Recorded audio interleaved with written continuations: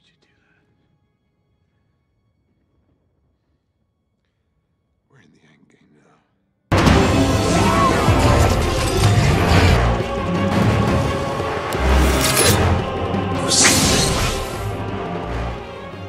What is good, YouTube? Warstu here. So we finally know the burning question that most people had when they left the cinema to Endgame. How exactly did Captain Marvel save Tony Stark? Well, why is this so important? Well, because if she hadn't saved Tony Stark, then Iron Man wouldn't have actually died, and also Iron Man wouldn't have saved the universe. So she's actually very important, because if that part in the movie where she basically brings the Benatar back to Earth didn't happen, then Tony Stark wouldn't have really played a pinnacle part in the movie, because he would have died. And what is interesting is due to the audio commentary on the digital download of Avengers Endgame, they've literally told us that they wanted the audience to think he was going to die. So do you remember when everyone was talking about how misleading the trailers were? Well, that part wasn't misleading at all. They really wanted you to think he was dead. So in a recent interview, I guess you could say, on the extended cut, Joe and Anthony Russo masterpiece, who hoped to deliver an emotional gut punching by having basically Tony Stark deliver what he believes to be his eulogy. All of this amplified by Endgame's VFX team, who were able to strip down Robert Downey Jr.'s weight so that he appeared to be on the brink of death. And that is all until Captain Marvel shows up and saves the day. So I don't really understand why people hate Captain Marvel, because if she wasn't in the movie, then he would have died at the start of the movie. So she's actually the most important person in this movie. So Joe revealed on the film's commentary track the following. Here's Robert. Our VFX team did an exceptional job of taking some weight off him and making him look like he is on death's door. And the intent here was to make you believe he was actually going to die, that we may actually kill Tony Stark at the start of the film. We wanted you to notice that. We drew out the moment he lays down on the ground and seems to let go as a way to create some tension before introducing Captain Marvel as the savior.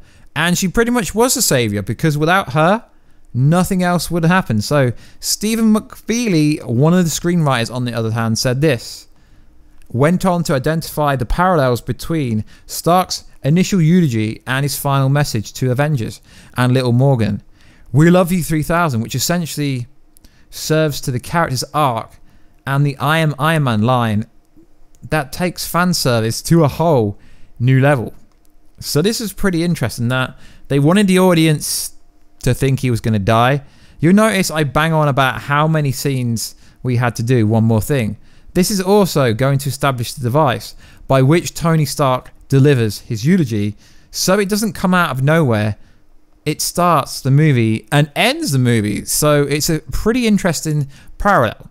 So the only reason I'm making this video is because about 7 months ago, I made a video when I said that Captain Marvel will save Tony Stark, and essentially she did, because essentially she is the future of Marvel, whether you like it or not. So the explanation of how she did it was pretty interesting and pretty bleak, because they cut this whole section out of the movie, which they should have really put it there, because like I said, guys, she is the most important person in the movie to a certain degree. So, while some were disappointed with the lack of presence of Captain Marvel, of what she overall had in the movie, she is responsible for some of the biggest scenes. This includes near the beginning of the film. Captain Marvel is the one who rescues Tony Stark and Nebula when they're moments away from being dead. The duo had been stranded in space for nearly 3 weeks, ran out of food and water, and nearly oxygen by the time she arrived. But obviously some viewers of the movie, like me, were a bit annoyed they didn't explain exactly. But now, thanks to the Endgame digital release, it comes out in 2 weeks on Blu-ray. We will be giving it away. All you got to do is subscribe to the channel and let me know down below. Why didn't they include this? So Christopher Marcus and Stephen McFeely joined directors Anthony and Joe Russo to discuss many aspects of the film, including exactly how she saved them. During the rescue scene, Joe Russo confirmed how it's possible. He explains that the homing beacon is aboard the Benatar that Carol can track. The missing narrative is, of course, she came to Earth, met the Avengers, and was brought up to speed on what was happening. And there's some sort of homing beacon on the ship that she tracks to bring the two back. A homing beacon or tracking device, one of the most common fan explanations for how this was to happen. With Carol on Earth meeting the Avengers, many believe that someone on the team would be able to find the ship and tell her exactly where to go. Rocket's presence with the team and knowledge of the Benatar makes him the most likely candidate to have known exactly how to locate it, but it hadn't been confirmed until now. Endgame creative team used a homing beacon as their headcanon for what happened off screen. So that is pretty much the explainer of how she saved Tony Stark. Whether you like it or not, guys, she is the most important person in the movie in that aspect, because if it wasn't for her, there would be no Tony Stark, there'd be no Iron Man, there'd be no Morgan Stark. There would have been not many moments in this movie, so I feel like she deserved a lot more praise in this movie than she actually got. Because as we say, she is the only person that realistically could have saved and did save Tony Stark himself.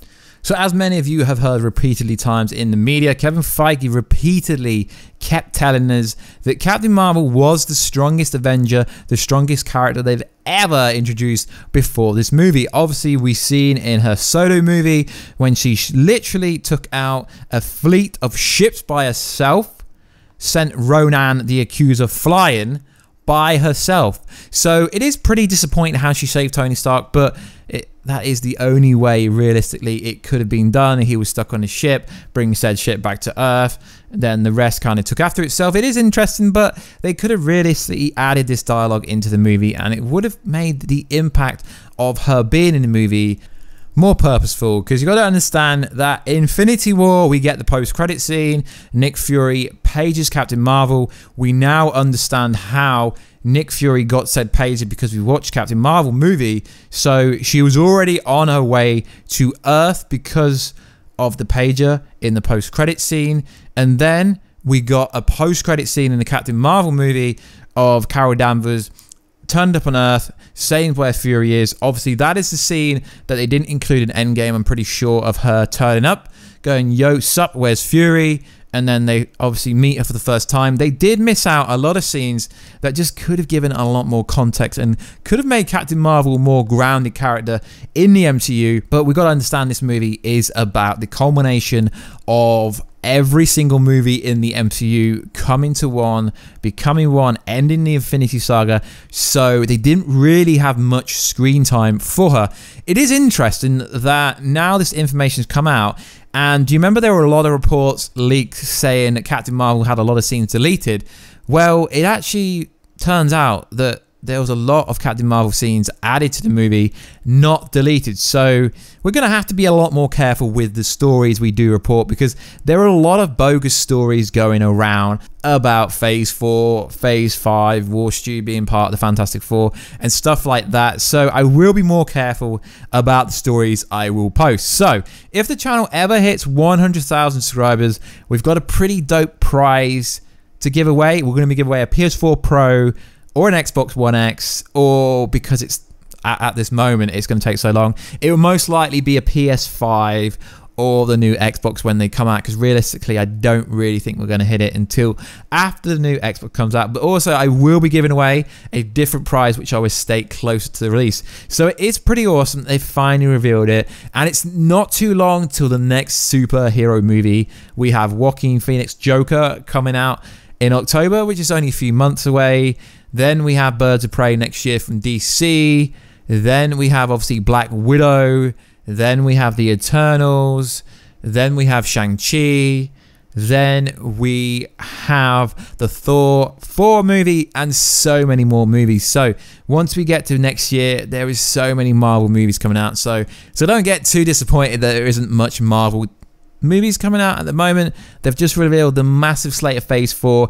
They will be revealing more details about Phase 5, as we know Blade will be part of Phase 5, potentially X-Men, potentially Fantastic Four, potentially Captain Marvel 2 and Black Panther 2. There is rumors going around that details for Captain Marvel 2 and Black Panther 2 that is going to be called Black Panther 2 Kings potentially will be revealed later this month at Disney 23, which is a fan event in America every 2 years, and it covers everything Disney based, Star Wars, the animation, every single thing that Disney brings out will be there. Frozen 2, absolutely everything. So like always guys, please like, subscribe and comment. That would be awesome, and I will catch you in another video very soon. Catch ya later.